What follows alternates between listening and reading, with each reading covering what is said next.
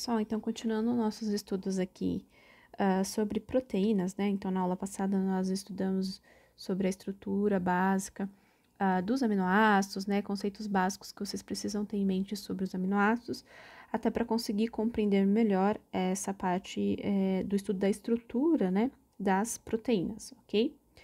Bom, antes da gente iniciar o estudo propriamente dito da estrutura das proteínas, é importante que a gente entenda como que os aminoácidos vão se combinar para formar, né? Já que as proteínas elas são formadas ali por uma sequência de aminoácidos ligados entre eles. Então a gente vai entender um pouco sobre como essas ligações entre os aminoácidos ocorrem e o nome, né, especial que essas ligações recebem também, tá?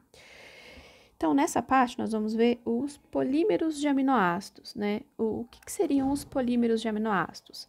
São moléculas, né? No geral, moléculas grandes, né? Mais complexas, nós também chamamos de macromoléculas, que vão ser formadas a partir da repetição de aminoácidos, né? E aí, os aminoácidos são chamados monômeros, porque eles constituem a unidade básica de formação desses polímeros, né? Quais são esses polímeros de aminoácidos? Então, nós temos aqui os peptídeos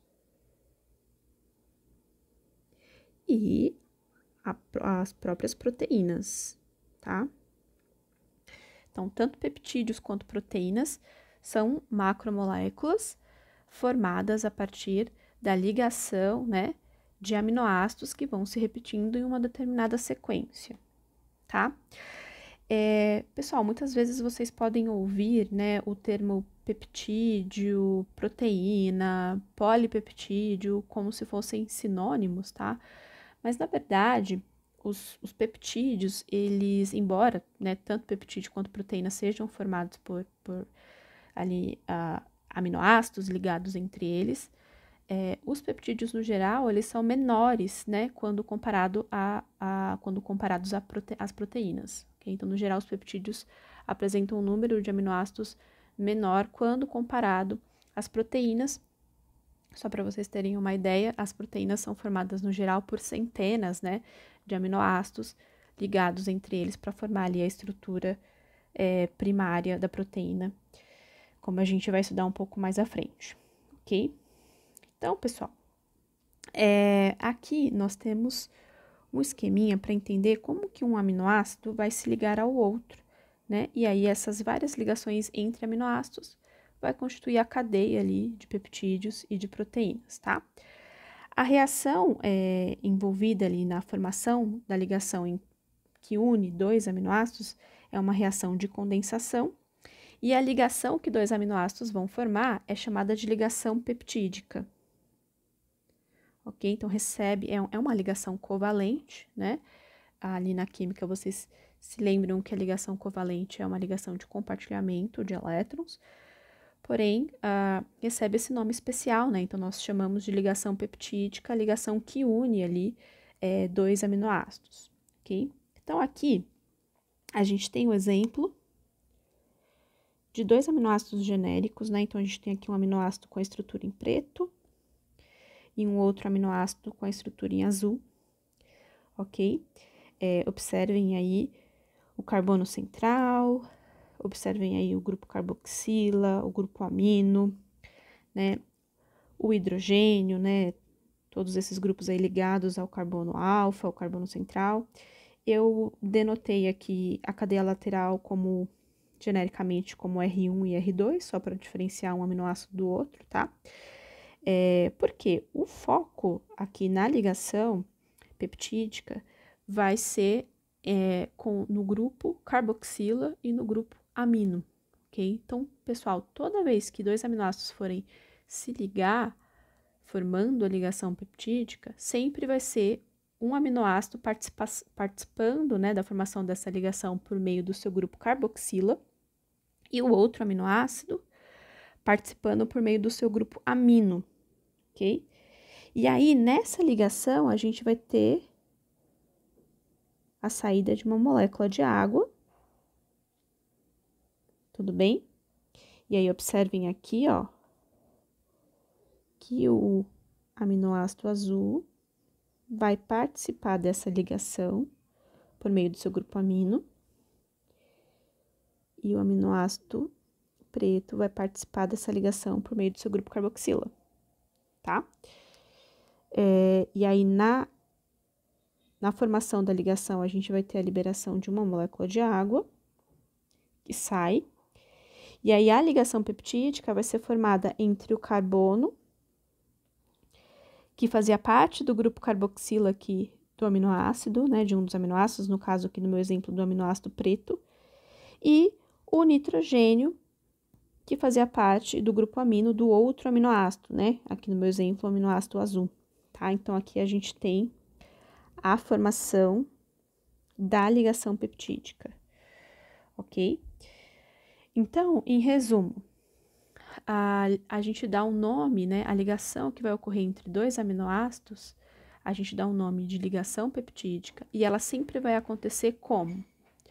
Um aminoácido vai participar dessa ligação por meio do seu grupo carboxila, e o outro aminoácido vai participar dessa reação por meio do seu grupo amino, ok? Então, a ligação peptídica está entre o nitrogênio, que antes fazia parte do grupo amino, de um dos aminoácidos, e ali com o carbono, que antes fazia parte do grupo carboxila do outro aminoácido, ok? Ali a gente vai ter a formação da ligação peptídica. Bom, pessoal, então, considerando que um aminoácido, ele consegue, né, a ligação entre dois aminoácidos sempre vai ser entre o grupo carboxila de um e o grupo amino do outro, né, a gente pode concluir que um aminoácido consegue, então, formar duas ligações peptídicas. Então, um aminoácido consegue se ligar a outros dois aminoácidos, né? Então, ele consegue formar uma ligação peptídica por meio do seu grupo amino com outro aminoácido, né? E consegue formar uma segunda ligação peptídica por meio do seu grupo carboxila, tá? Então, é isso que a gente vai verificar nesse exemplo agora. Então, observe que eu tenho aqui, eu desenhei estrutura de 3 aminoácidos diferentes, né? Para facilitar, eu vou chamar os aminoácidos pela cor. Então, observa esse aminoácido aqui do meio, com a estrutura em preto, ele vai fazer uma ligação peptídica com o aminoácido verde e uma outra ligação peptídica com o aminoácido azul, ok? Então, para facilitar, vamos começar pela ligação que ele vai formar a partir do seu grupo carboxila. Então, esse aminoácido preto vai fazer uma ligação peptídica com esse outro aminoácido verde por meio do seu grupo carboxila. E aí, o aminoácido verde vai participar dessa ligação por meio do seu grupo amino, tá? Sempre é o grupo carboxila de um e o grupo amino do outro. Ao mesmo tempo, esse aminoácido preto, ele pode fazer uma segunda ligação peptídica por meio do seu grupo agora, do grupo amino, tudo bem? E aí, ele vai se ligar a esse aminoácido azul, né? Se o preto está participando da ligação peptídica por meio do seu grupo amino, esse aminoácido azul vai participar da ligação por meio do seu grupo carboxila, ok? E aí, o que vai acontecer? A gente vai ter, então, vai sair uma molécula de água, ok? E a ligação peptídica vai ser formada, então, entre o carbono, que fazia parte do grupo carboxila, do aminoácido preto, e o nitrogênio, que fazia parte do grupo amino, do aminoácido azul. Aqui a gente vai ter uma ligação peptídica, ok? A ligação que o aminoácido preto está fazendo a partir aqui do seu grupo amino, né? Mesma coisa, a gente vai ter, então, a saída de uma molécula de água.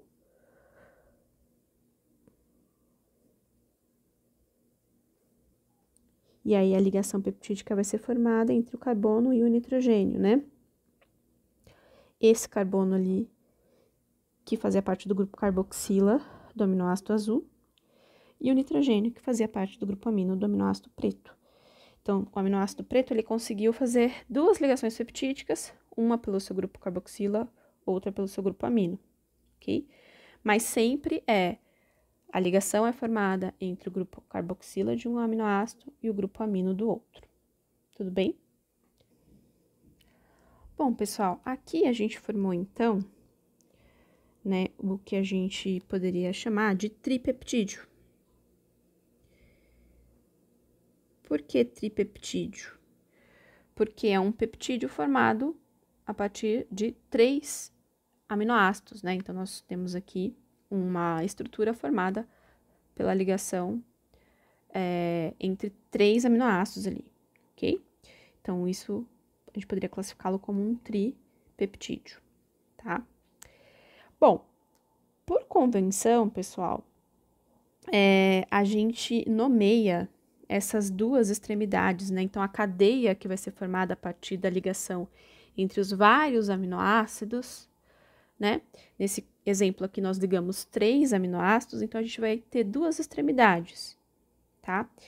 Então, essa extremidade aqui, com resíduo do grupo amino, ela vai ser chamada de amino terminal.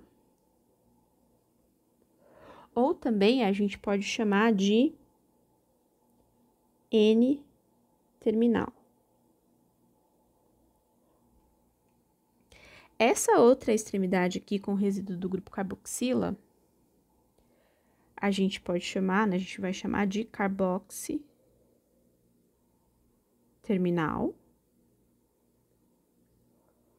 ou C-terminal. Ok? Então, a cadeia formada pela ligação e repetição de vários aminoácidos, né, vai formar um polímero, que pode ser um peptídeo, uma proteína, e aí lembra que basicamente a diferença entre os dois é tamanho, né? Por enquanto a gente pode entender assim. E aí essa cadeia formada por essa sequência de ligações entre aminoácidos, vai ter essas duas extremidades, uma com resíduo amino, outra com resíduo carboxila. Aí nós chamamos, aqui apresento o resíduo amino, nós chamamos de extremidade amino-terminal ou N-terminal, e a outra extremidade com resíduo de carboxila nós chamamos de carboxi-terminal ou C-terminal, ok?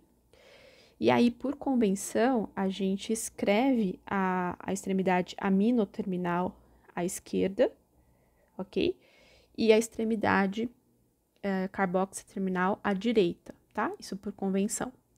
E a gente lê, né, aqui a sequência de aminoácidos da esquerda para a direita, tá? Então, a gente começaria lendo aqui pelo aminoácido azul, o preto e depois o verde.